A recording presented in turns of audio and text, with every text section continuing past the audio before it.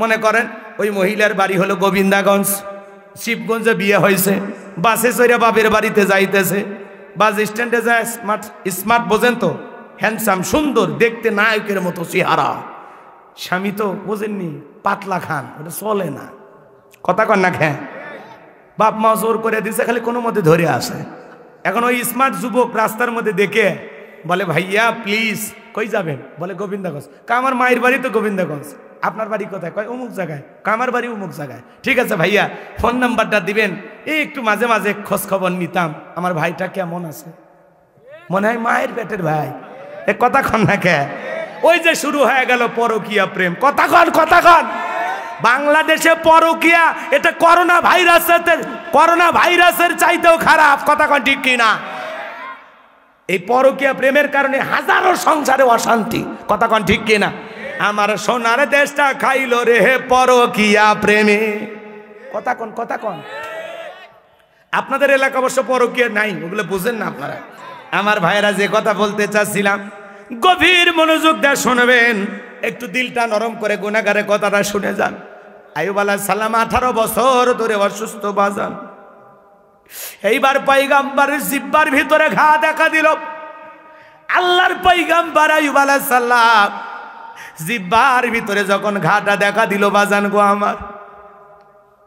আমার আল্লাহর পয়গম্বর আইয়ুব আলাইহিস সালাম আমার আল্লাহকে ডেকে বলেন, আল্লাহ 18 বছর আমি অসুস্থ, কোনোদিন আপনার কাছে কোনো কিছু বলি নাই, আমি যেই জিহ্বাটা নারে আপনার জিকিরি করি, আজকে সেই জিহ্বার ভিতরে ঘা ধরে গেছে গো আল্লাহ, এই জিহ্বাটা নারাইয়া তোমার মতো মালিকের জিকিরি করতে বড় কষ্ট হয়। যুবক করে তোমার আমার জিহ্বাটা সুস্থ আছে, এরপরে আল্লাহর জিকিরি করি না, এরপরে আল্লাহ তাআলাকে ডাকি না। আমার আল্লাহ রাব্বুল আলামিন বলেন, ওয়া আইয়ুবা ইয নাদা রাব্বাহু আন্নী মাসসানিয়াদ দুররু ওয়া আনতা আরহামুর রাহিমিন। আমার আল্লাহ ডেকে বলেন, স্মরণ করো আইয়ুবের কথা, যখন আইয়ুব অসুস্থ ছিলেন এবং আল্লাহ তাআলাকে ডেকে বলেন, আল্লাহ আমি 18 বছর অসুস্থ, দেহের ভিতরে পোকা, দেহের ভিতরে ঘা, কোনোদিন আপনার কাছে কোনো কিছু বলি নাই, আমার জিহ্বাটা ভালো ছিল, এই জিহ্বা দিয়ে আপনার জিকিরি করতাম, আপনাকে ডাকতাম, আজকে আমার সেই জিহ্বার ভিতরে ঘা দেখা দিয়েছে। আল্লাহ গো, ওয়া আনতা আরহামুর রাহিমিন, আপনি তো দয়ালুর মধ্যে সর্বশ্রেষ্ঠ দয়ালু। আল্লাহু আকবার বলেন।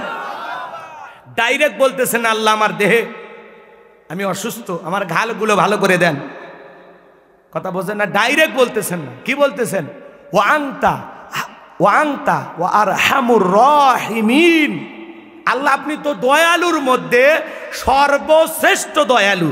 তার মানে আল্লাহর দয়া চাইলেন, সুবহানাল্লাহ বলবেন না? দেখেন আল্লাহর কাছে চাওয়ার একটা কি সুন্দর পদ্ধতি, আমরা তো চাইতেও জানি না। আল্লাহকে কি বলতেছেন, আল্লাহ আপনি তো দয়ালুর মধ্যে সর্বশ্রেষ্ঠ দয়ালু। আল্লাহু আকবার বলেন। আয়াতের অর্থ ভালো করে বোঝেন, ওয়া আনতা আরহামুর রাহিমিন, আল্লাহ আপনি দয়ালুর মধ্যে সর্বশ্রেষ্ঠ দয়ালু, আল্লাহর দয়া চাইলেন, সুবহানাল্লাহ। এবার আইয়ুব আলাইহিস সালাম ডেকে বলেন, কয়েকটা দিন অতিবাহিত হয়ে যাওয়ার পর আল্লাহ যখন ডেকে বলেন, আইয়ুব তুমি কেমন আছো, পয়গম্বর চোখের পানি ছেড়ে দিয়া কাঁদেন আর ডেকে বলেন, আল্লাহ আমি আগেই ভালো ছিলাম, যখন অসুস্থ ছিলাম। আমার আল্লাহ ডেকে বলে, আইয়ুব কেন কেন কেন? ডেকে বলেন, আল্লাহ যখন আমি অসুস্থ ছিলাম প্রতিদিন আসমান থেকে আপনি একবার আমাকে বলতেন, আইয়ুব তুমি কেমন আছো। এই কথার মধ্যে এত মায়া, এত দরদ, এত ভালোবাসা লুকানো। আমার দেহের সকল যন্ত্রণার কথা, কষ্টের কথা ওই একবার আপনার কুদরতি কণ্ঠের আওয়াজ শুনলে আমি সব ভুলে যেতাম। চিৎকার মেরে বলেন সুবহানাল্লাহ। আজকে আমি সুস্থ হয়ে গেছি, আপনি আর প্রতিদিন আমার খবর নেন না, তার মানে আমি অসুস্থ ছিলাম তখনই ভালো ছিলাম, প্রতিদিন অন্তত একবার আপনার কুদরতি কণ্ঠের আওয়াজ শুনতে পাইতাম। আশেক কারে বলে? মালিকের প্রতি মহাব্বত ভালোবাসা কারে বলে? আমরাও সেই মালিকের কুদরতি জবানের আওয়াজ শুনতে চাই। কথা বলেন ঠিক কিনা? আল্লাহ রাব্বুল আলামিনকে যদি দেখতে চান তাহলে আপনাকে জান্নাতে যেতে হবে, আর জান্নাতে যেতে গেলে অবশ্যই আপনাকে নেক আমল করতে হবে, আল্লাহর প্রিয় বান্দা হওয়া লাগবে, পছন্দের গোলাম হওয়া লাগবে। কথা বলেন ঠিক কিনা?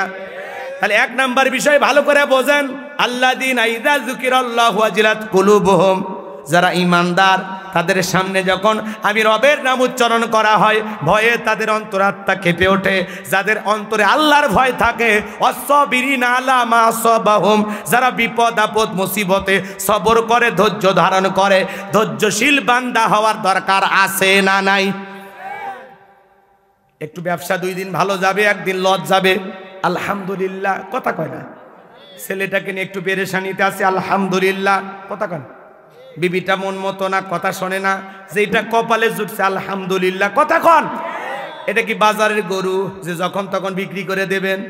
ওইটাই আপনি একটু পরিবেশ তৈরি করে নেওয়া লাগবে। কথা কয় না?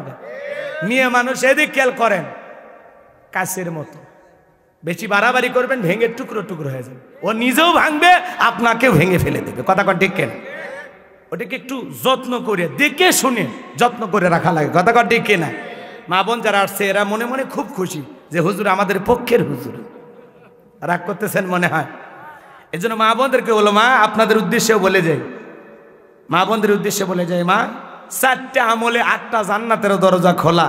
1 নাম্বার নামাজ, 2 নাম্বার রোজা, 3 নাম্বার ফরজ পর্দা, 4 নাম্বার স্বামীর খেদমত। মা বোনদের আমল কম, দাম বেশি। সুবহানাল্লাহ বলে। আল্লাহ মা বোনদেরকে আমলগুলো করার তৌফিক দান করুন। জোরে বলুন আমিন। তাহলে ওয়াসসাবিরিনা আলা মা আসাবাহুম, বিপদ আপদ মুসিবতে সবরকারী বান্দা হতে রাজি আছি তো ইনশাআল্লাহ? রাজি আছি তো ইনশাআল্লাহ? ধৈর্যশীল বান্দাদের তালিকা আল্লাহ আমাদের নামগুলো লিখে নেন। জোরে বলেন আমিন। এরপরে আমার আল্লাহ বলেন ওয়াল মুকিমিস সালাহ, নামাজ কায়েম করা লাগবে। জোরে বলেন কি কায়েম করা লাগবে? ওয়াল মুকিমিস সালাহ, সালাত কায়েম করতে হবে, নামাজ আদায় করতে হবে। আজকে মুসলমান নামাজের ব্যাপারে সবচাইতে বেশি অলসতা। যে প্রচন্ড শীতের দিন আইসা গেছে, হুজুর কি বলেন, এই ঠান্ডা পানিতে উজু বানাইয়া নামাজ আদায় করা। শোনেন, যার অন্তরে আল্লাহর ভয় আছে কোনো ঠান্ডাই তার কাছে ঠান্ডা মনে হবে না। কথা বলে ঠিক কিনা? এই যে ঠান্ডা পানি, শীতের দিনে ঠান্ডা পানি, কথা কয় না কেন? এটাও ইমানদারের পরীক্ষা। এটাও কি আল্লাহ দেখতে চান? এই যে কুয়াশার ভিতরে এই ঠান্ডা পানি দিয়া বান্দা ওযু করিয়া মসজিদে যায় নাকি ল্যাপের ভিতরে ঘাপটি মারে চুপ করে থাকে, আল্লাহ দেখে না? কথা কয় না? এই জন্য আমার আল্লাহ বলেন ওয়াল্লাযীনা ইয়াবিতুনা লিরাব্বিহিম সুজদাও ওয়া কিয়ামা।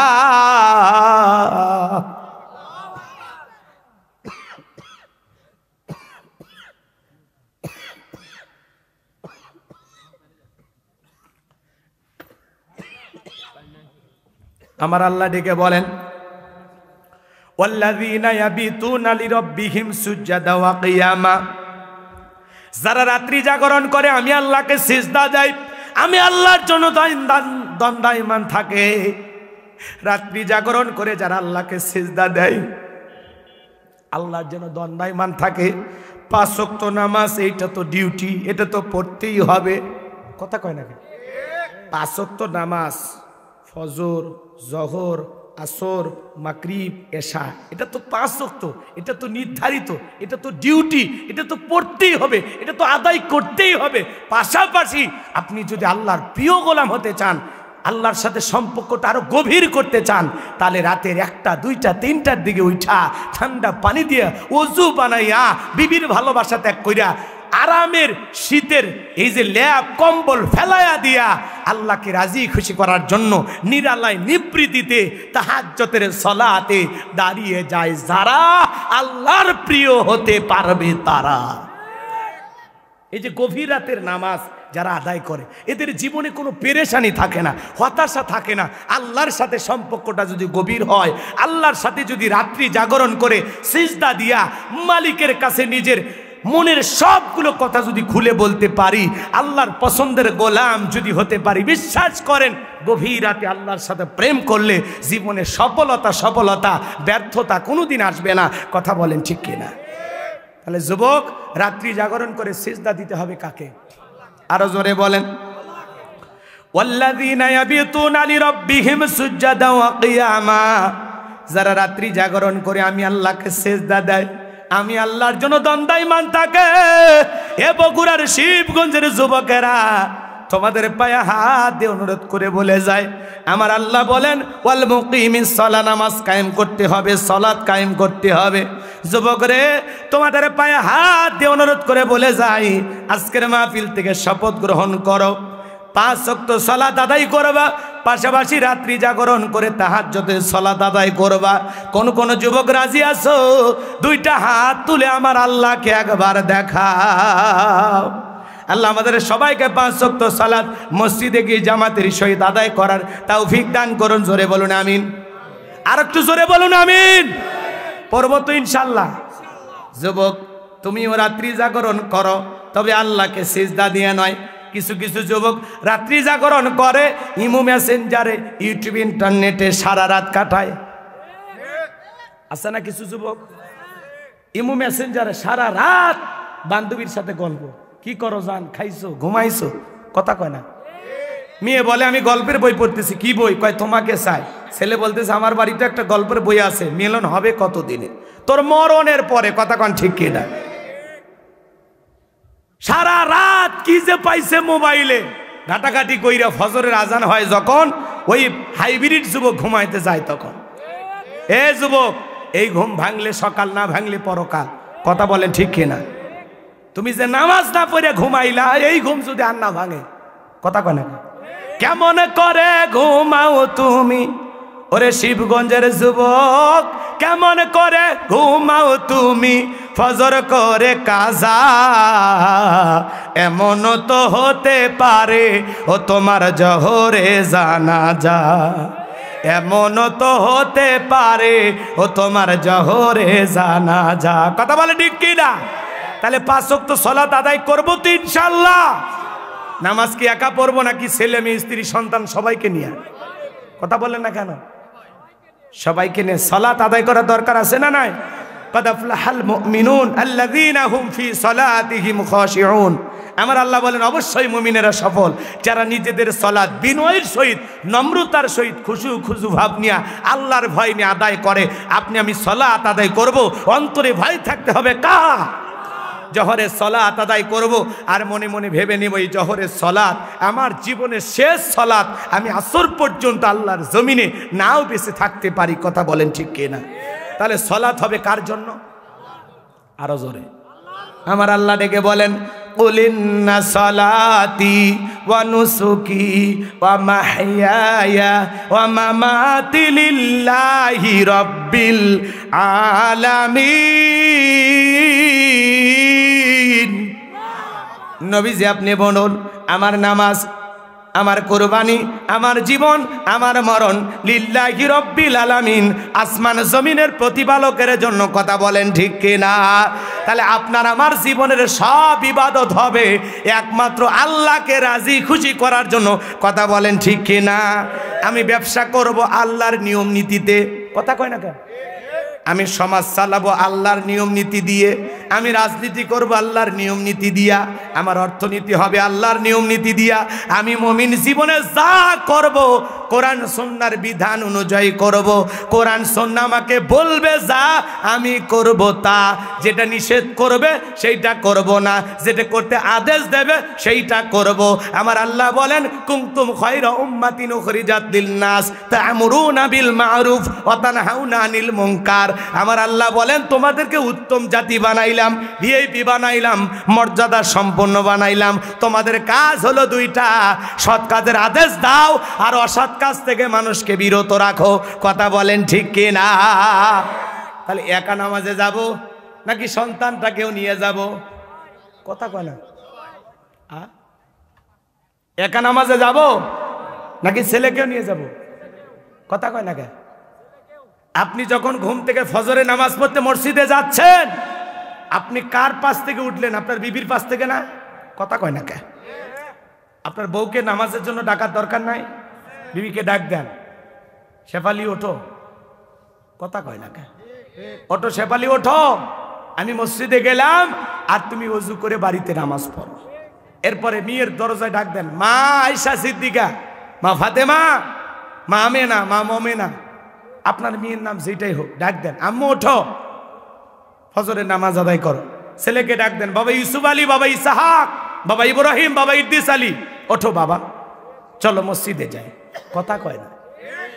পৃথিবীর সফল বাবা তারা যে বাবা তার ছেলের হাত ধরে মসজিদে নিয়ে যায়। কথা বলেন ঠিক কিনা?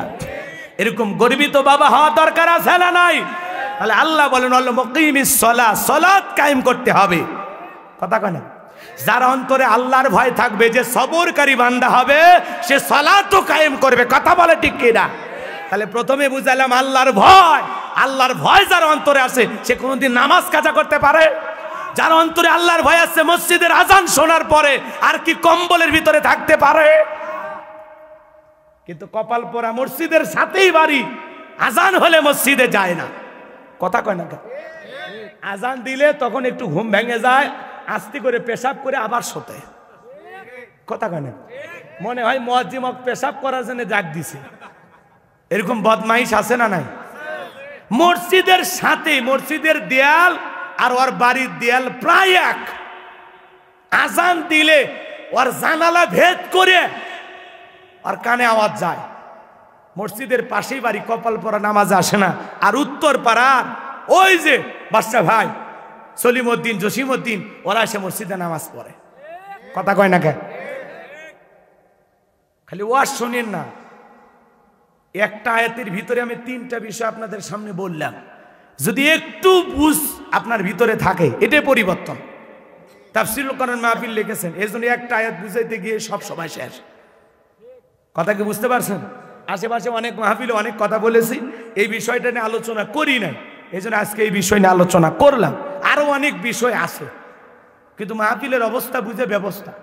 কথা বোঝেন নাই মনে হয় আমার। কারণ এই জায়গায় 4 ঘন্টার ওয়াজ ধরে তো আমার লাভ নাই। কারণ আমি প্যান্ডেলের ভিতর ঢুকেই বুঝতে পারি যে কোন জায়গার মানুষ কেমন। কারণ এই জায়গায় যদি রাতে 2টা পর্যন্ত ওয়াজ করি, মানুষ থাকবে না। কথা কি বুঝতে পারছেন? এটা শুরুতেই বোঝা যায়। মাহফিলের আনা গোনায় আপনি বলে দিবে যে এই জায়গার শ্রোতারা কেমন স্পিরিট, মানে কেমন বয়ান শুনতে চায়।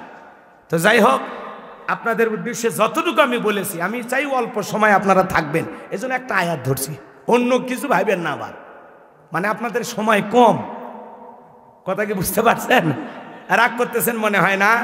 তাহলে ওয়াল মুকিমিস সালাহ, সালাত কায়েম করতে রাজি আছি তো ইনশাআল্লাহ? তাহলে সালাত কি একাই পড়বো নাকি স্ত্রীকেও পড়াবো? কথা কয় না? একটা পরিবারের 4 জন 5 জন 6 জন সদস্য সবাই যদি নামাজ পড়ে, ভালো লাগে না খারাপ লাগে? জোরে বলেন, ভালো লাগে না খারাপ লাগে? তাহলে 5 ওয়াক্ত সালাত মসজিদে গিয়ে জামাতের সহিত আপনি আদায় করবেন, আপনার স্ত্রী সন্তান সবাইকে নিয়ে আদায় করবেন। কারা কারা একটু হাত তুলে ওয়াদা দেন? দেখেন তো কে হাত তোলেনি। এ ভাই, তুমি মুসলমান না? হাত তোলো না কে? হাত তোল, হাত নামান। যুবকেরা এসে কাছে সেলফি তোলে, হুজুর একটা ছবি। এই সেলফি পর আগে নামাজ। কয় হুজুর আমার কাপড় ঠিক নাই। 25 বছর 30 বছরের যুবক বলে আমার শরীর ঠিক নাই, কাপড় ঠিক নাই। আপনারা বলেন এই অজুহাত পুরুষের না মহিলার? কথা কয় না? এই পুরুষ মানুষের মাসে মাসে কিছু হয়, ওর শরীর নাপাক থাকে মানে কি? 20 বছরে কয় হুজুর শরীর ঠিক নাই, 30 বছর কয় হুজুর বিয়ে শাদী নিয়ে ব্যস্ত, 40 বছর সংসার ব্যবসা বাণিজ্য নিয়ে ব্যস্ত, সারা জীবন ব্যস্ততা। নাপাক নাপাক নাপাক নাপাক থাকতে থাকতে একদিন আজরাইল সামনে দাঁড়ায় যাবে, তখনও নাপাক অবস্থায় মৃত্যু হবে। কথা কয় না? দেখেন না মৃত্যুর সময় পেশাব পায়খানা করে দেয়। কথা কয় না কেন? এজন্য যুবক, কোনো অজুহাত চলবে না তোমার, তোমার কোনো অজুহাত নাই। জীবনে কোন দিকে দৌড়াইতেছো? দৌড়াইতে হবে মসজিদের দিকে,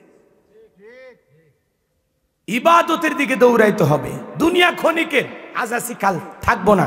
দুনিয়া একটা মুসাফির খানা। এই দুনিয়া স্বার্থের দুনিয়া, কাউকে চিরকাল বসবাস করতে দেবে না, যেতে হবে। আমরা কেউ থাকবো না, কথা বলে ঠিক কিনা? বাল তুসিরুনাল হায়াতাদ দুনিয়া ওয়াল আখিরাতু খায়রুম ওয়া আবকা। তোমরা দুনিয়ার জীবনকে প্রাধান্য দিচ্ছ, অথচ আখিরাতের জিন্দেগি হলো চিরস্থায়ী, যে জীবনের শুরু আছে শেষ নাই, কথা বলে ঠিক কিনা? আল হাকুমুত তাকাসুর হাত্তা যুরতুমুল মাকাবির। তোমরা অর্থের প্রতিযোগিতায়, সম্পদের প্রতিযোগিতায়, প্রাচুর্যের প্রতিযোগিতায় পাগল হয়ে গেছো, আল্লাহ বিমুখ হয়ে গেছো, কথা বলে না কেন? সম্পদের প্রতিযোগিতা, ক্ষমতার প্রতিযোগিতা আছে না নাই? মেম্বার চাই চেয়ারম্যান হইতে, চেয়ারম্যান চাই এমপি হইতে, এমপি চাই মন্ত্রী হতে, মন্ত্রী চাই প্রধানমন্ত্রী হতে। এটা বাংলাদেশের সুযোগ নাই, কথা কয় না। জন্মের থেকে আমরা আজ পর্যন্ত দেখতেছি ওই হয় ভাবি না হয় আপা, কথা কয় না। রাগ করতেছেন? কষ্ট হচ্ছে? দুইজন মহিলাই দেখতেছি, একটা দেশের প্রধানমন্ত্রী চান আর একটা দেশের প্রধানমন্ত্রী হতে। এই যে মানুষের চাহিদা, যার সাইকেল আছে ওই মোটর সাইকেল হলে ভালো হয়, মোটর সাইকেলে পাইলে কয় না এটা হবে না, 3 চাকা হলে ভালো হয়, 3 চাকা হলে কয় না ভালো হবে না। একটা প্রবক্স দরকার, প্রেমীও দরকার, কথা বলে না কেন? বগুড়াই বাড়ি আছে, চিন্তা করে না বগুড়াই বাড়িতে হবে না, যদি ঢাকায় বাড়ি হয় ভালো হবে। শিবগঞ্জের দোকান আছে, কয় না একটা বগুড়া নিউ মার্কেটের দোকান দিলে ভালো। এই যে মানুষের চাহিদা, এই যে লোভ লালসা, এই জন্য আমরা আল্লাহ বিমুখ হয়ে গেছি। এই লোভ লালসার পরে খুন, সন্ত্রাস, চাঁদাবাজি, সুদ, ঘুষ, জিনা, ব্যভিচার, হালাল হারাম কোনো কিছু বাঁচতেছি না, পাগল হয়ে গেছি, পাগল হয়ে গেছি, কথা বলে ঠিক কিনা? দুনিয়ার অর্থের লোভ আপনাকে আমাকে বেসামাল করে দিয়েছে, কথা বলেন না কেন? আজকে আমরা খাদ্যে ভেজাল দিচ্ছি, ওজনে কম দিচ্ছি, খাদ্যে যা খুশি তাই মিশাচ্ছি। একটা 10 টাকার জিনিস 100 টাকা বিক্রি করতেছি। কালো বাজার, অসাধু ব্যবসায়ী সিন্ডিকেটের মাধ্যমে ঔষধের মেয়াদ নাই, সেই ঔষধ পাবলিককে খাওয়ায় দিচ্ছি, কথা বলে ঠিক কিনা? কত ধরনের যে যে জায়গায় আছে চিন্তা ভাবনা করে দেখেন। দুনিয়ার লোভ মানুষকে পেয়ে বসেছে, এই জন্য মানুষ দুনিয়া ছাড়তে চাচ্ছে না। দুনিয়ার টাকা সম্পদের পেছনে এতটা পাগল হয়ে গেছে, আল্লাহকে ভুলে গেছে, আখিরাত ভুলে গেছে, কবর ভুলে গেছে, হাসর মিজান ফুলসিরাতের কথা ভুলে গেছে, কথা বলে ঠিক কিনা? এই যে দুনিয়ার প্রাচুর্যের প্রতিযোগিতা, এই লোভ লালসা থামবে কখন? হাত্তা যুরতুমুল মাকাবির। যেদিন কবরের মাটি আপনার আমার মুখের ভিতরে ঢুকে যাবে, সেই দিন আপনার আমার সব লোভ, স্বাদ, আশা মিটে যাবে, কথা বলে ঠিক কিনা? দুনিয়া একটা মরিচিকাময় জীবন, চাকচিক্য করতেছে। এই দুনিয়ার মায়াজাল আপনাকে আমাকে পাগল বানাইছে, কথা বলে ঠিক কিনা? এই জন্য আসুন দুনিয়াকে ভুলে যায়, আখিরাতকে ধরি। আখিরাতকে টার্গেট করেন, টার্গেট দুনিয়া না, টার্গেট হবে আখিরাত। আখিরাতকে টার্গেট করেন, দুনিয়া আল্লাহ আপনার পায়ের নিচে আনবে, কথা বলেন না কেন? আপনি আল্লাহকে ভালোবেসে, আখিরাতকে ভালোবেসে সামনের দিকে এগিয়ে যান, দুনিয়া আল্লাহ আপনার পায়ের কাছে নিয়ে আসবে। এই দুনিয়াতে যা দেখতেছেন সব আল্লাহ আপনার আমার গোলামির জন্য বানাইছেন। হুয়াল্লাযী খলাকালাকুম মা ফিল আরদি জামিআ। বান্দারে, পৃথিবীর জমিনে যা কিছু দেখো সব তোমাদের জন্য সৃষ্টি করেছি। দুনিয়ার সব কিছু গোলামি করবে তোমাদের, আর তোমরা গোলামি করবা আমি রবের। জি, দুনিয়াতে যা কিছু দেখতেছেন সব কিছু আল্লাহ পাক আপনার আমার গোলামির জন্য, আপনার আমার উপভোগের বস্তু হিসেবে সৃষ্টি করেছেন, কথা বলেন ঠিক কিনা? এজন্য আসুন আজ থেকে ওয়াল মুকিমিস সালাহ, 5 ওয়াক্ত সালাত মসজিদে গিয়ে যেখানেই থাকি কর্মব্যস্ততার কারণে যখনই আজান হবে তখনই সালাত আদায় করতে রাজি আছেন? শুধুমাত্র পাইকারি দরে ওয়াদা না, আজকে থেকে শপথ গ্রহণ করেন, কথা দিলাম হুজুর মৃত্যু পর্যন্ত কোনোদিন মালিকের গোলামি করা বাদ দেব না, কথা দিলাম হুজুর 5 ওয়াক্ত নামাজ কোনোদিন ছাড়বো না, ছাড়বো না, ছাড়বো না, ইনশাআল্লাহ। কারা কারা দেখি এই ওয়াদা ঠিক থাকবে তো ইনশাআল্লাহ? যদিও সংখ্যায় কম, আজকের মাহফিলে যদি একজন মানুষও আজ থেকে 5 ওয়াক্ত নামাজি হয়ে যায়, আল্লাহওয়ালা হয়ে যায়, নিজেকে পরিবর্তন করে, আজকের মাহফিলকে কবুল করবেন কে? এই যে এতগুলো মানুষের মধ্যে 2-1 কি মানুষ আছেন এমন, যুবক কি এমন আছেন যে হুজুর কথা দিলাম রসুলকে ভালোবেসে, রসুলের মহাব্বতে আর কোনো দিন দাড়িতে ব্লেড লাগাবো না, আর দাড়িতে খুর লাগাবো না, কথা দিলাম হুজুর আজ থেকে রসুলকে ভালোবেসে এই সুন্নতি দাড়ি আমি রেখে দেব? এরকম কি 2-1 যুবক হাত তুলে ওয়াদা দিতে পারেন যে হুজুর আমি দাড়ি রাখবো আজ থেকে ইনশাল্লাহ? এক হাত সোজা করে তোল, হাত বেঁকা হলে নিও তো বেঁকা হবে, হাতটা একটু সোজা কর বেটা। হ্যাঁ, 1 2 3, আর কই 4 5 6 7, আর কয়জন আছে? 10টা মিল হোক, ওই যে হ্যাঁ হয়ে গেছে আলহামদুলিল্লাহ, 10 জনের বেশি হয়ে গেছে। আজ থেকে দাড়ি রাখবেন তো ইনশাল্লাহ, যতদিন জীবিত থাকবেন। ভাই, মদিনাওয়ালার এই সুন্নত নিয়ে কবরে জান্না বলা যায় না। আপনার এই একটা আমল আপনার জান্নাতে যাওয়ার ওসিলা হয়ে যেতে পারে, কথা বলেন ঠিক কিনা? এই যে নিজেকে পরিবর্তন করার সিদ্ধান্ত গ্রহণ করেছেন, আজকে যদি আপনি মারাও যান বলা যায় না আপনার এই সহিনিয়ত, এই পাক্কা ওয়াদার কারণে আল্লাহ আপনার জীবনের সমস্ত পূর্বের গুনাহগুলো মাফ করে দিতে পারেন, কথা বলেন ঠিক কিনা? আল্লাহ বক্তা শ্রোতা সবাইকে আমল করা তৌফিক দান করুন, সকলে বলুন আমিন। ওয়াল মুকিমিস সালাহ, নামাজ কায়েম করতে হবে। এরপরে আল্লাহ বলেন ওয়া মিম্মা রাযাকনাহুম ইনফিকুন, আমি যে রিজিক দিয়েছি নিজেও খাও এবং সেখান থেকে আমার রাস্তায় ব্যয় করো। কার রাস্তায়? কথা কয় না। এই জায়গাতেই তো আমরা দুর্বল। হুজুর এতক্ষণ ওয়াজ ভালোই করলো, পকেটে হাত দিবের সাইকেল। অর্থ ব্যয় করার ব্যাপারে আমরা বড় কৃপণ, তাইলে আমাদের মন বেজার। কিন্তু কি মনে করছেন আলেমেরা যা চাই, হুজুরেরা যা চাই, মাদ্রাসাওয়ালা মসজিদওয়ালারা চায়, কি মনে করেছেন এটা কি তাদের লাভ? মাদ্রাসার উন্নতি হলে তাদের লাভ, মসজিদের উন্নতি হলে তাদের লাভ না। এই যে মাদ্রাসাওয়ালা চাই, মসজিদওয়ালা চাই, আপনি কিছু দিয়ে সহযোগিতা করলেন, আপনার নিজের আখিরাতের অ্যাকাউন্ট আপনি ভারী করলেন। আপনি তো নিজের অ্যাকাউন্টে সব জমাইলেন। এই যে 500 টাকা এই মাদ্রাসায় দান করলেন, 1000 টাকা মসজিদে দিলেন, 2 বস্তা সিমেন্ট দিলেন, কি মনে করেন হুজুরের লাভ, আমার লাভ? না রে ভাই, এ তো আপনার লাভ। আপনার আখিরাতের অ্যাকাউন্টটা ভারী হলো, আপনার আমল নামায় নেকি বৃদ্ধি পেল, কথা বলেন ঠিক কিনা? কারণ আখিরাতে একটা জিনিসে লাগবে, সেটা হলো নেক আমল। যার আমলের পাল্লা ভারী সে তো জান্নাতে গড়বে বাড়ি, কথা বলেন ঠিক কিনা? যার আমলের পাল্লা ভারী হবে কম, জাহান্নামে ফেলে দেবে, কথা বলেন ঠিক কিনা? রাগ করেছেন? কিয়ামতের ময়দান কত বড় কঠিন ময়দান আপনি জানেন? একটা নেকির জন্য মানুষ ছোটাছুটি করবে, মায়ের কাছে যাবে, মা দেবে না, বাবার কাছে যাবে, বাবা দেবে না, ভাইয়ের কাছে যাবে, ভাই দেবে না, স্ত্রীর কাছে যাবে, স্ত্রী দেবে না, কেউ চিনবে না আপনাকে, কেউ চিনবে না। তারা বলবে আমি নিজের পেরেশানিতে ব্যস্ত, আজকে আমারই যে কি হয়, তোমাকে নেকি দেব কিভাবে, তোমারে তো চিনি না, কিসের সন্তান, কিসের স্বামী, আপনারা কেউ চিনবে না। কথা বলে না কেন? কে বাঁচাবে আপনাকে?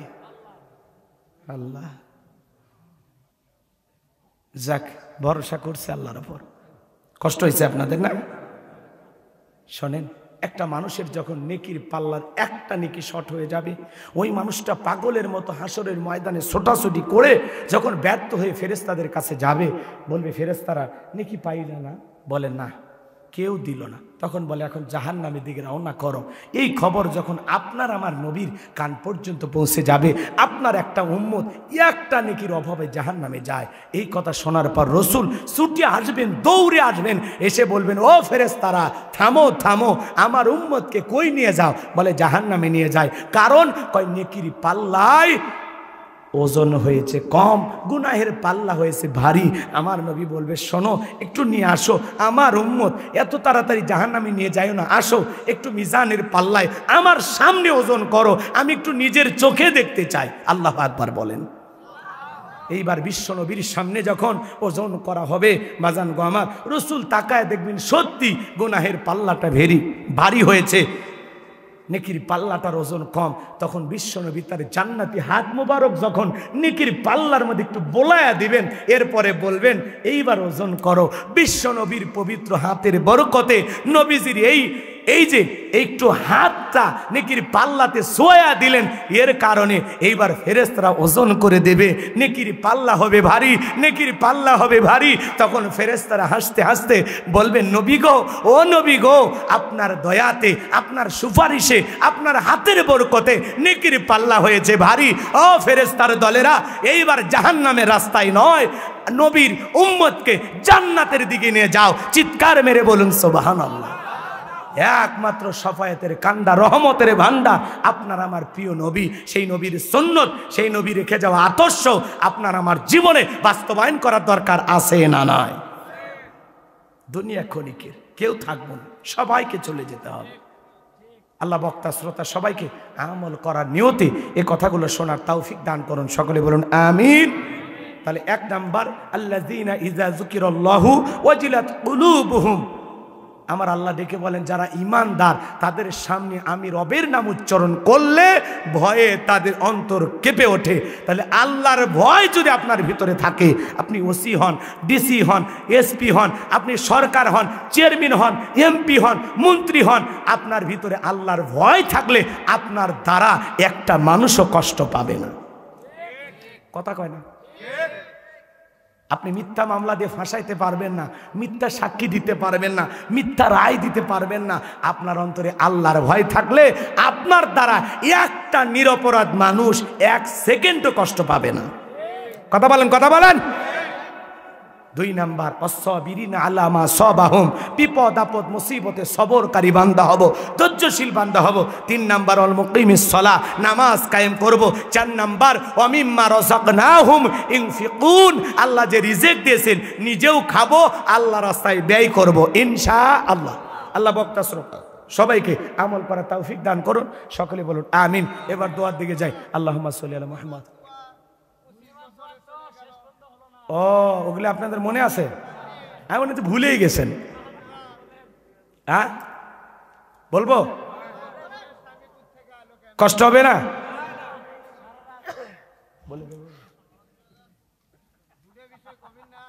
দুইটার একটা বলি। হ্যাঁ, এখন বুড়ি মহিলার দোয়া শুনবেন না 25 বছরের পরে ঘটনা শুনবেন? বলেন। দুইটা বলার সময় নেই, দুইটা বললে কষ্ট। 25 বছর পর দেখা হচ্ছিলেন, বোঝেন না? আচ্ছা শোনেন, 25 বছরের পরে এই কথাটা আপনাদেরকে বলি, এই কথা তারা একটু মেহরবানি করে শোনেন। 25 বছর পরে আমর বিন আস এলাকায় আসলেন এবং একটি মসজিদে ঢুকে জুমার নামাজ আদায় করলেন। সুবহানাল্লাহ বলেন। জুমার নামাজে আদায় করতেছেন, একজন ইমাম সাহেব দাঁড়িয়ে খুতবা দিলেন, বক্তৃতা করলেন, ওয়াজ নসিহত করলেন। তিনি শুনে মুগ্ধ হয়ে গেলেন আর মনে মনে কল্পনা করতেছেন, এরকম আমি যদি বিবিকে ছেড়ে এতদিন বাহিরে না থাকতাম তাহলে মনে হয় আমারও এরকম একটা সন্তান হইতো। সুবহানাল্লাহ কোন। এইবার ইমাম সাহেব বয়ান শেষে, নামাজ শেষে যখন সবাই চলে যায়, এইবার আমর বিন আস ওই ব্যক্তির কাছে গেলেন, যায় বলে, বাবা এলাকায় তো আমার থাকার কোনো জায়গা নাই, তোমার এদিকে আমার ভালো লাগেছে, আমি যদি এলাকায় আসছি 2-1 দিন থাকবো এই নিয়ত আছে, তো তোমার বাসায় কি আমার জন্য একটু আশ্রয় হবে? তখন ইমাম সাহেব বলতেছেন, আমি আশ্রয় দিতে পারবো না, আপনি আমার সাথে যেতে পারেন, তবে আমার মা যদি অনুমতি দেয় তাহলে আপনি আমার বাড়িতে থাকতে পারবেন, আর মা অনুমতি না দিলে কষ্ট পেয়ে আপনাকে ফেরত আসতে হবে। ভালো করে বোঝেন। এইবার ইমাম সাহেবের সাথে বাড়িতে গেলেন। ইমাম সাহেব বাড়িতে প্রবেশ করার পর মাকে ডেকে বলে, মা আমার সাথে একজন অপরিচিত মানুষ এসেছেন, পথিক এসেছেন, এলাকায় থাকার কোনো জায়গা নাই, মা যদি অনুমতি দাও ওই মানুষটা আমাদের বাড়িতে একটু আশ্রয় নিতে চায়। মা অনুমতি দিলেন। কণ্ঠটা বাইর থেকে একটু হালকা শোনা গেল, আর মনে মনে মনে হয় এটা চিরচেনা কণ্ঠ, অনেকদিন আগে শুনেছিলাম। এইবার বাড়িতে ঢুকলেন। আমার ভাইয়েরা, বাড়িতে ঢোকার পর আদর আপ্যায়ন মেহমানদারি চলতেছে। হঠাৎ করে একবার ওই মহিলাটার দিকে তাকায়া দেখেন, এই মহিলা আর কেউ না, এই মহিলা তার ফেলে যাওয়া 25 বছর আগের সেই বউ। বলেন আল্লাহু আকবার। এইবার বউয়ের কাছে গেলেন, যা বলে, আমারে তুমি চিনতে পারো নাই, আমি তোমার স্বামী আমর বিন আস। বিবি রে, তোমার কাছে আমি শুধু একটা বিষয় জানতে চাই, যেই ছেলেটা তোমাকে মা মা বলে ডাক দেয়, বলো তো এই সন্তানটা কার? ডেকে বলে, স্বামী আপনি তো আমাকে ভালোবাসা দিয়ে চলে গেছেন, আর কোনোদিন খবর নিলেন না। আপনার আশা ছিল আপনার সন্তানটাকে আপনি আলেম বানাবেন, আপনি আমাকে ছেড়ে চলে গেছেন। আমার কোনো আফসোস ছিল না, আমি আমার সন্তানটাকে ধরে আঁকড়ে ধরে বেঁচেছিলাম। স্বামী গো, সন্তানটাকে কোরআন হাদিস শিখাইয়া, দিন শিখাইয়া, কোরআন সুন্নাহর ইলম শিখাইয়া, সন্তানটাকে জামানার একজন খতিব হিসাবে, ইমাম হিসেবে তৈরি করেছি। যার বক্তব্য শুনতেছেন, যে ছেলেটা আপনাকে বাড়ি পর্যন্ত নিয়ে আসছেন, এই সন্তান আমার আর আপনার জন্ম দেওয়া ছেলে। চিৎকার মেরে বলেন আল্লাহু আকবার। ডেকে বলে, ছেলের নামটা কি রাখছো? বলে, ছেলের নাম আব্দুল মালিক। আল্লাহু আকবার বলেন। এই ছেলে সেই ছেলে যার নাম হলো ইমাম মালিক রহমতুল্লাহ আলাইহি। সুবহানাল্লাহ। কথা কি বুঝতে পারছেন? এই জন্য মা যদি ভালো হয়, কথাই আছে, ক্ষেত ভালো তো ফসল ভালো, মা ভালো তো সন্তান ভালো। আমাকে একটা শিক্ষিত মা দাও, আমি একটা শিক্ষিত জাতি উপহার দেব। মা যদি নেককার হয়, দিনদার হয়, নামাজি হয়, আল্লাহওয়ালা হয়, সন্তানটাও দিনদার হবে, নামাজি হবে, আল্লাহওয়ালা হবে। কথা বলে ঠিক কিনা? এখন মা সন্তান পেটে নিয়ে সারাদিন যদি স্টার জলসা দেখে, নায়িকাদের নাচ দেখে, ওই সন্তানও তিরিং বিরিং করে পেটে নাচে। কথা কয় না? কথা কয় না? যে সন্তান এদিক, যে মা সন্তান পেটে নিয়ে কোরআন তেলাওয়াত করে, যে সন্তান, যে মা সন্তান পেটে নিয়ে নামাজ পড়ে, রোজা রাখে, কোরআন তেলাওয়াত করে, ওই ছেলেটা জন্ম নেওয়ার পরে কোরআনের ওয়াজ করা লাগবে না যে কোরআন তেলাওয়াত শেখো, নামাজের ওয়াজ করা লাগবে না যে নামাজ পড়ো। কথাকে বোঝেন নাই? মা যদি সন্তান গর্ভে নিয়ে কোরআন পড়ে, নামাজ পড়ে, পর্দা করে, ওই সন্তানটাও জন্মগ্রহণ করে নামাজি হয়। আল্লাহু আকবার বলেন।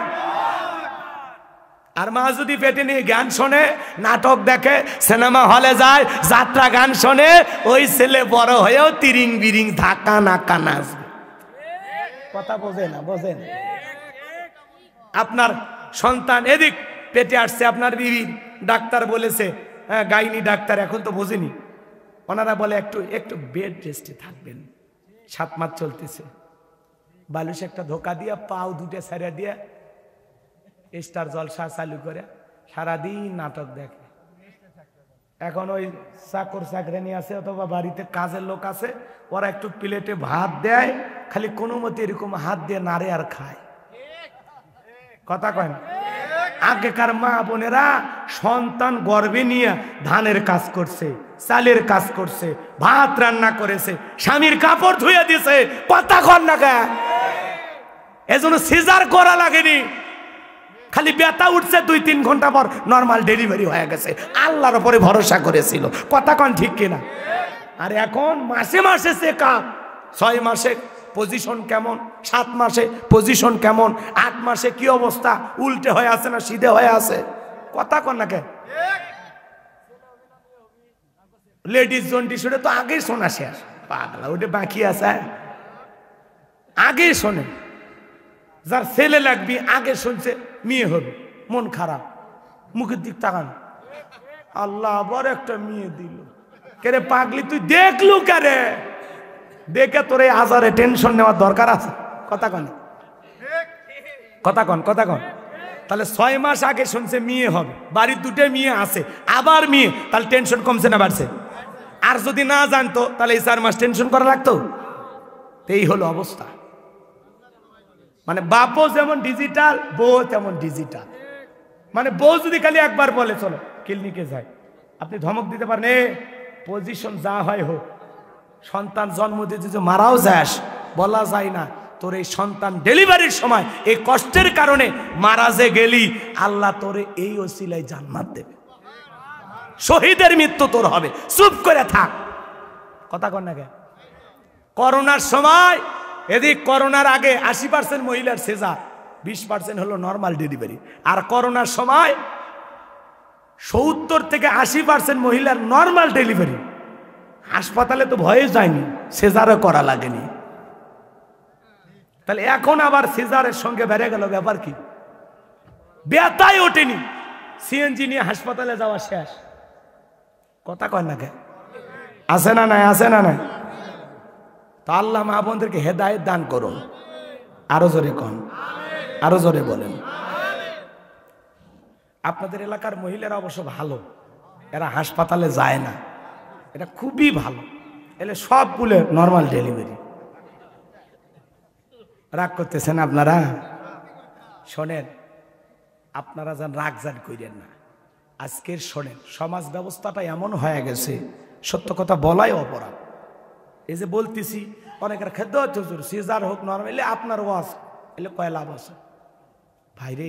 আগেকার মা বোনেরা আল্লাহকে ডাকতো, সন্তান পেটে নিয়ে কোরআন পড়তো, আল্লাহর জিকির করত, আল্লাহকে ভয় করত, স্বামীর কাছে দোয়া চাইতো। কথা কয় না? এখন স্বামীর কাছে দোয়া চায়, খালি কয় টাকা রেডি করো, আপদ বিপদ আছে। কথা কয় না? টাকা রেডি করো, আপদ বিপদ আছে। কথা কন ঠিক কিনা? আল্লাহ আমার মা বোনদেরকে হেদায়েত দান করুন, পাশাপাশি আমরাও যেন হেদায়েত প্রাপ্ত হই। বিয়ে করেছেন, সাবধান, ওই ডাক্তার যা বলে বলুক, আপনার একটু নিয়ম নীতি মেনে চলেন, ঠিক আছে? বাড়িতে ওই যে ডিশের লাইন আছে, তারটা কাটে দেন, সংসারে শান্তি ফিরবে। ওই ডিশের লাইনের টিভি বন্ধ করে বইয়ের হাতে কোরআন তুলে দেন, যে কোরআন পড়। সন্তান পেটে নিয়ে সারাদিন গুনগুন করে কোরআন পড়বে, তসবিহ ঠেলবে, নামাজ আদায় করবে, দেখবেন সন্তানটাকে পিটাইয়া মাদ্রাসায় পাঠান লাগবে না। আপনি খালি নিয়ত করে মাদ্রাসায় দেবেন, ও আলেম হয়ে আপনার ঘরে পৌঁছে যাবে। কথা বলে ঠিক কিনা? আর ওই যে সারাদিন গান বাজনা শুনছে, ওর আর ভাল লাগে না। কথা কন না? আর এখনকার মা বোনেরা তো সেই, আগেকার মা বোনেরা বাচ্চা কাচ্চা কান্নাকাটি করলে বিড়ালের ভয় দেখাচ্ছে, কুত্তের ভয় দেখাচ্ছে। কথা কন না? কয় যে কাল্লা কাটার লোক আসলো তো কাল্লা কাটবে, ভয় দেখাইছে। আর এখন সন্তান কান দিলে বলে বাবা কান্না করিস না, এই মোবাইল গেল কয়, এই মোবাইল গেল কয়। ধরো ধরো, এই যে মোটু পাত্র দিচ্ছে, এই যে দেখো, হ্যাঁ মোটু কেমনি সিঙ্গারা খায় দেখো। কথা কয় না? এই হলো সমাজের অবস্থা। কথা বলে ঠিক কিনা? ও রাগ করছেন আপনারা? তাহলে এই দিক খেয়াল করেন, মা ভালো হওয়ার কারণে, বাবার নিয়ত ভালো হওয়ার কারণে, তাহলে তার পেট থেকে ইমাম মালিকের জন্ম হলো। সুবহানাল্লাহ বলবেন না? তা আমাদের নিয়ত যেন সহি হয়, আল্লাহ কবুল করেন, জোরে বলেন আমিন। তো বাবাজি আবার কি শুনবেন? ওই দুইটা, ওই বুড়ি মহিলার কথা। আচ্ছা, এই দিক খেয়াল করেন। তাহলে সংক্ষিপ্ত বলেই দিই, আপনারা দেখতেছি ভালোই, আলহামদুলিল্লাহ। শোনেন, বাদশাহ হারুনুর রশিদ এইবার জিজ্ঞাসা করে, বুড়ি মা, গতকালকে আমি তোমার বাড়িতে গিয়েছিলাম, তুমি 1 নাম্বার দোয়া আমার হায়াত কামনা করলে, আমি খুশি হয়েছি। কিন্তু 2 নাম্বার দোয়া, এদিক খেয়াল করে, আমার ছেলে মারা যাওয়ার দোয়া কেন করলেন? তখন বুড়ি মহিলা ডেকে বলে, এদিক খেয়াল করে, যে সন্তানটা শিশুকালে মারা যায়, ভালো করে বুঝবে, যে সন্তানটা 6 মাস, 1 বছর, 2 বছর, 3-4 বছর, এই অবস্থায় যে সন্তানগুলো মারা যায়, এই সন্তানগুলো কিয়ামতের ময়দানে আল্লাহ তাআলা এই সন্তানগুলোকে তার মাতা পিতার সাথে পরিচয় করায় দেবেন। সুবহানাল্লাহ। এমনকি এই সন্তানগুলো আল্লাহ তাআলার কাছে তার পিতা মাতার পক্ষ নিয়ে সুপারিশ করে জান্নাতে নিয়ে যাবেন। সুবহানাল্লাহ বলেন। পিতা মাতার উপকারে আসবে কিয়ামতের ময়দানে। এজন্য আমি চাইছিলাম যে আপনার সন্তান যেন অকাল মৃত্যুবরণ করে, আর কিয়ামতের ময়দানে আপনাদের উপকারে কাজে লাগে। আল্লাহু আকবার বলেন। আর 2 নাম্বার দোয়া, 3 নাম্বার দোয়া কেন করেছিলাম? রাজ্যের মুয়াজ্জিম। আচ্ছা বলেন তো, মুয়াজ্জিমদের সম্মান কম না বেশি? কিয়ামতের ময়দানে সবচাইতে গর্দান, এই যে মাথা উঁচু থাকবে কার? মুয়াজ্জিমদের। বলেন আল্লাহু আকবার। মানুষগুলো তাকায় দেখবে আর বলবে, এরা কারা? বলবে এরাই তো তারা যাদের বেতন কম ছিল, দুনিয়াতে দাম কম ছিল, চাকরের মতো কমিটির লোকজন ব্যবহার করেছিল। আজকে আল্লাহ তাদেরকে সম্মানিত করেছেন, কারণ তারা 5 ওয়াক্ত সালাতে আল্লাহু আকবার ধ্বনি দিয়ে মানুষকে নামাজের দিকে আহ্বান করেছিলেন। আল্লাহ তাদের দুনিয়ার জমিনে মানুষের চোখে তারা ছোট হলেও কিয়ামতের ময়দানে তাদের সম্মান মর্যাদা আল্লাহ বাড়ায় দিবেন। বলেন আল্লাহু আকবার। এবং 7 বছর 12 বছর যারা এ দায়িত্ব পালন করবেন, আল্লাহ তাদেরকে বিনা হিসাবে জান্নাত দিবেন। চিৎকার মেরে বলেন সুবহানাল্লাহ। বক্তা শ্রোতা সবাইকে আল্লাহ পাক এই কথাগুলোর উপর আমল করা তৌফিক দান করুন। ওয়া আখিরি দাওয়ানা আনিল হামদুলিল্লাহি রাব্বিল আলামিন। সকলেই দরুদ ইব্রাহিম পড়ুন। আল্লাহুম্মা সাল্লি আলা মুহাম্মদ ওয়া আলা মুহাম্মদ কামা সাল্লাইতা আলা ইব্রাহিম। আল্লাহুম্মা আমিন। ও রাব্বানা যালামনা আনফুসানা ওয়া ইল্লাম তাগফির লানা ওয়াতারহামনা লানাকুনান্না মিনাল খাসিরিন। আল মাদ্রাসাতুল আরাবিয়া দারুল উলুম ইসলামিয়া রাঙ্গামাটিয়া মাদ্রাসার উদ্যোগে আজকের বিরাট তাফসিরুল কোরআন মাহফিলের সভাপতি জনাব মোহাম্মদ মাসুদ হোসেন পলাশকে কবুল করেন। সহসভাপতি জনাব আলহাজ আব্দুর রশিদ খন্দকারকে কবুল করেন। জনাব মোহাম্মদ আনিস রহমান বাবাজিকে কবুল করেন।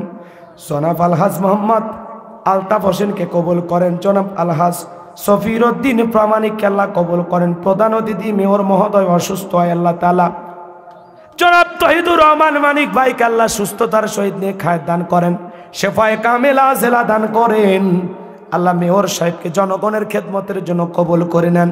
বিশেষ অতিথি হিসেবে যাদের নাম আছে আল্লাহ কবুল করে নেন। আমন্ত্রণ অতিথি যাদের নাম আছে আল্লাহ কবুল করে নেন। আলোচনা করেছেন হযরত মাওলানা মোহাম্মদ আনিস রহমানকে কবুল করেন। আলোচনা করেছেন আমার প্রিয় ভাই হযরত মাওলানা মোহাম্মদ রাইহানুল ইসলাম সালিকে আল্লাহ কবুল করে নেন রব্বুল আলামিন।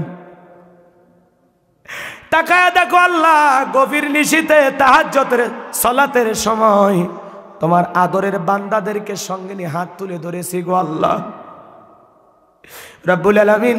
সূরা হজের 35 নম্বর আয়াত থেকে 4টা বিষয় সংক্ষিপ্ত সময়ে তোমার বান্দাদের সামনে তুলে ধরার চেষ্টা করেছে আল্লাহ। যতটুকু আলোচনা হয়েছে বক্তা শ্রোতা সবাইকে এর উপরে আমল করা তৌফিক দিয়ে দেন। আমরা যারা হাত তুলে ধরেছি অনেকের মা নাই, বাবা নাই, এতিম বানায় কবরে চলে গেছে। জনম দুঃখিনী মায়ের কথাকে ভোলা যায়, আদরের বাবার কথাকে ভোলা যায়। যে মা 10 মাস 10 দিন গর্ভে ঠাই দিয়েছে, প্রসবের যাতনা সহ্য করেছে, 2-2.5 বছর বুকের দুধ পান করাইছে, ওই জনম দুঃখিনী মা যাদের অন্ধকার কবরে চলে গেছে আল্লাহ, মায়ের কবরের সবটুকু পৌঁছায় দাও। মায়ের কবরে জান্নাতের বাগান বানায় দাও। যে মা কত আদর করেছে, ডানে পেশাব করলে বামে রেখে দিয়েছে, বামে পেশাব করলে বুকটাকে বালিশ বিছানা বানাইয়া নিয়ে ঘুমাইছে।